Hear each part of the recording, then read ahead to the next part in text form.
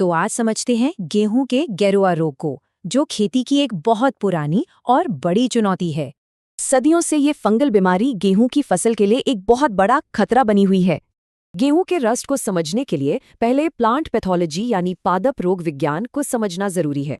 तो आज हम इन 4 मुख्य हिस्सों में समझेंगे कि ये बीमारी आखिर काम कैसे करती है। चलिए शुरू करते हैं पहले हिस्से से और पहचानते हैं गेहूं रस्ट के 3 मुख्य प्रकारों को। ब्लैक रस्ट या स्टेम रस्ट अपने आक्रामक लंबे फफोलों के लिए जाना जाता है, जो पौधे के तने को नुकसान पहुंचाते हैं।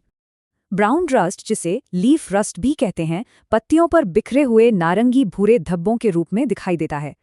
और ये है येलो रस्ट, जिसका नाम पत्तियों पर बनने वाली पीली धारियों की वजह से पड़ा है। इस स्लाइड में इन तीनों की खासियतों की तुलना की गई है, जिससे फर्क साफ नजर आता है। अब देखते हैं कि ये रोगजनक काम कैसे करता है। इसका जीवन चक्र 5 चरणों का एक जटिल सफर है। अपना पूरा जीवन चक्र खत्म करने के लिए इस रस्ट को 2 अलग-अलग पौधों की जरूरत होती है। ये फंगस 5 अलग-अलग तरह के स्पोर्स यानी बीजाणु पैदा करता है। बारबेरी पौधे पर इसका सेक्सुअल साइकिल पूरा होता है, जिससे नए जेनेटिक कॉम्बिनेशन बनते हैं। एसियोस्पोर्स एक ब्रिज की तरह हैं, जो इन्फेक्शन को बारबेरी से वापस गेहूं तक पहुंचाते हैं। ये है रिपीटिंग स्टेज।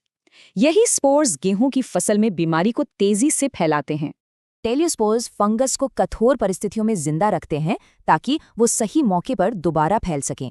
तो सवाल ये है कि आखिर कौन सी परिस्थितियां रस्ट के लिए एक परफेक्ट माहौल बनाती हैं। यह ग्राफ दिखाता है कि हर तरह के रस्ट के फैलने के लिए एक खास टेम्परेचर रेंज होती है। टेम्परेचर के अलावा नमी भी बहुत जरूरी है। गीली पत्तियां इन्फेक्शन को आसान बना देती हैं। आखिर में बात करते हैं कि ये रोगजनक फैलता कैसे है। असल में ये खुद चलकर नहीं जाता। प्रसार ही वो तरीका है जिससे बीमारी खेतों, इलाकों और यहाँ तक कि महाद्वीपों में भी फैलती है। ये प्रोसेस 2 मुख्य तरीकों से होता है, निर्जीव यानी इनएनिमेट और सजीव यानी एनिमेट एजेंट्स के जरिए। हवा रस्ट स्पोर्स के लिए एक सुपर हाईवे है और पानी इन्हें आसपास के पौधों तक पहुंचाता है। इंसान और कीड़े भी अनजाने में इन्फेक्शन फैलाने वाले वेक्टर बन सकते हैं। यह जानकारी सिर्फ अकादमिक नहीं है, बल्कि खाद्य सुरक्षित भविष्य के लिए रणनीति बनाने में अहम है।